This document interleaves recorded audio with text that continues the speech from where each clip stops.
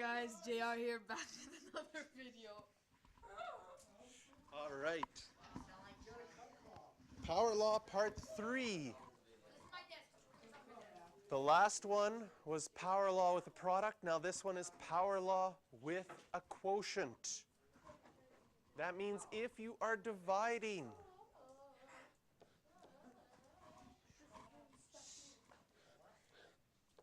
If you are dividing and you have an exponent of 4, if you say, well, what does that mean? It means 2 over 3 times 2 over 3 times 2 over 3 times 2 over 3. What is your rule for multiplying fractions? What's a rule for multiplying fractions?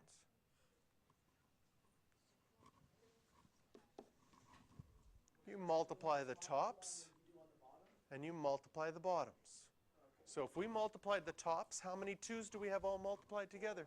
4. So it would be 2 to the 4. And if we multiplied all the bottoms, how many 3's do we have? 3 to the 4. So in other words, it's the same idea as the product.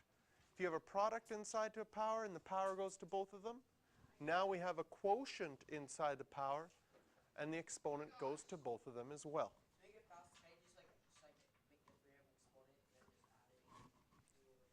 Yeah, you can go directly from here to here without writing in expanded form if you know this rule. But if you get stuck, you can always use the expanded form to help you figure out what to do. Go back. Ready? All right.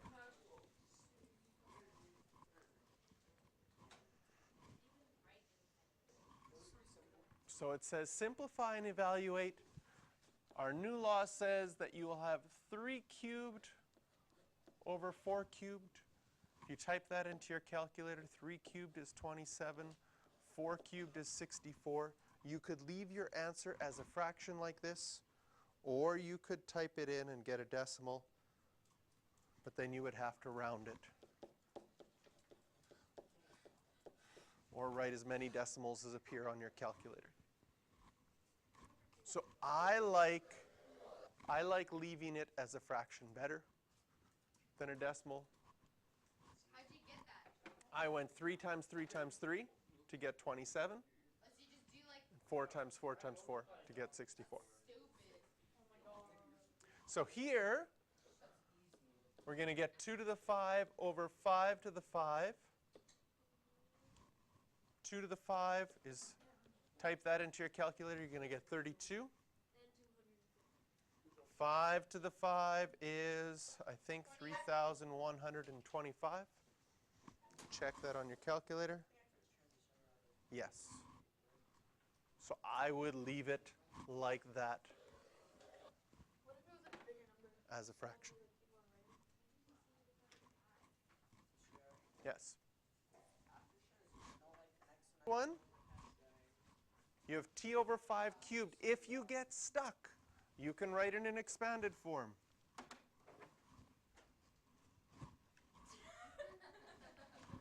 Expanded form would be t over 5 times t over 5 times t over 5. How do you multiply fractions? You multiply the tops. If I multiply the tops, I would have 3 t's all multiplied together. And 5 to the 3 on the bottom.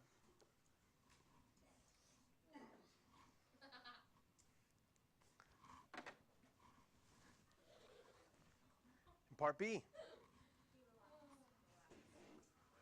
If I write this out in expanded form,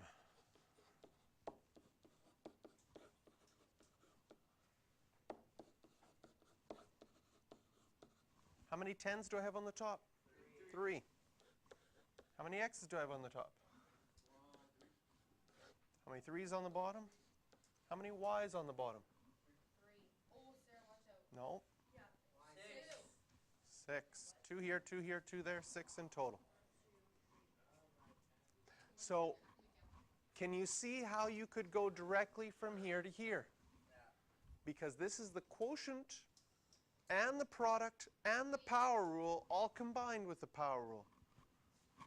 The 10 happens 3 times. The x happens 3 times. The 3 happens 3 times. The y squared happens 3 times. 1 second. Okay, you're good.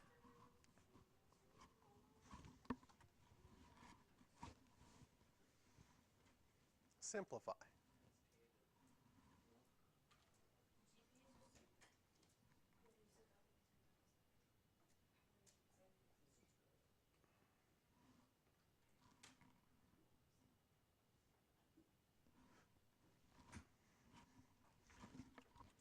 Here are the steps. Those are the answers there.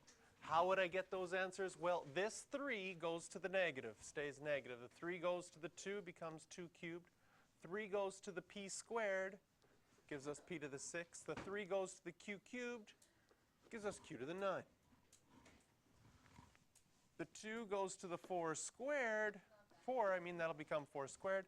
2 goes to the p, becomes p squared. And the 2 goes to the negative 2, which will be not negative 2, but negative 4. That's step 1. Now, if we put things together, I've got 6 p's here and 2 p's there. I'll do my numbers first. I'm going to get p to the 8, because I'm going to add those two together. And when I add these two together, 9 plus a negative 4 is 5. If we evaluate this, this will be negative 8 times 16. And negative 8 times 16 is negative 128. So there's a mistake over here.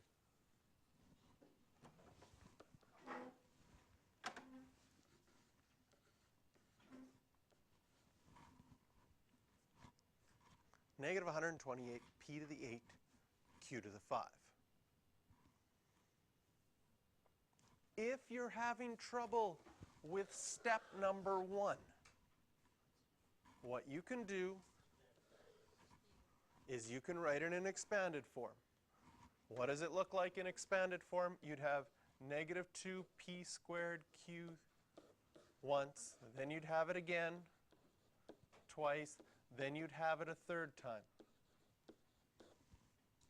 Over here, you would have this twice.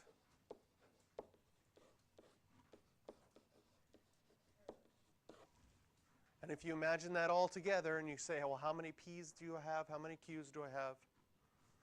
And how many negative 2's do I have? How many 4's do I have? You will go from there to here as well. So that's what you could do if you get stuck.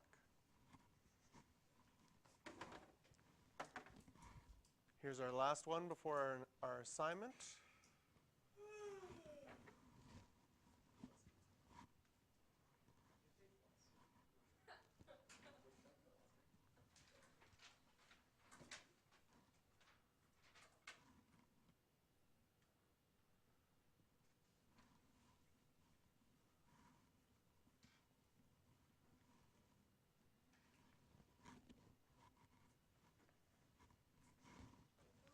So first of all, this exponent 4 right here is applied only to the a squared and the b. Can you see that that 4 is not applied to that 5 in front?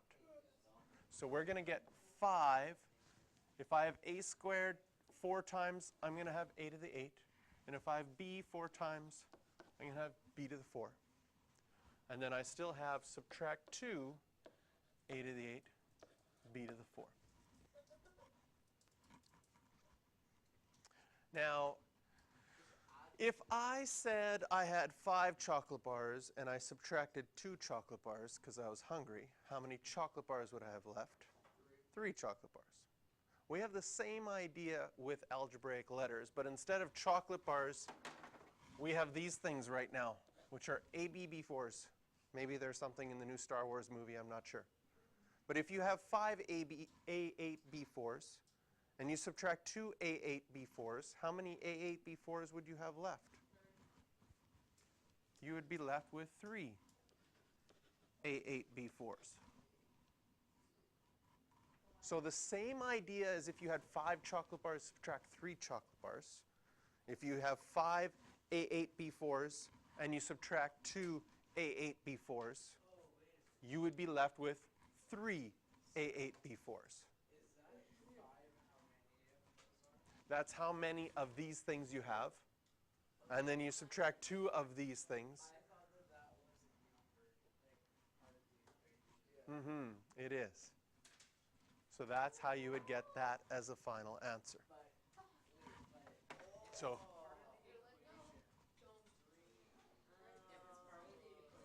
yeah.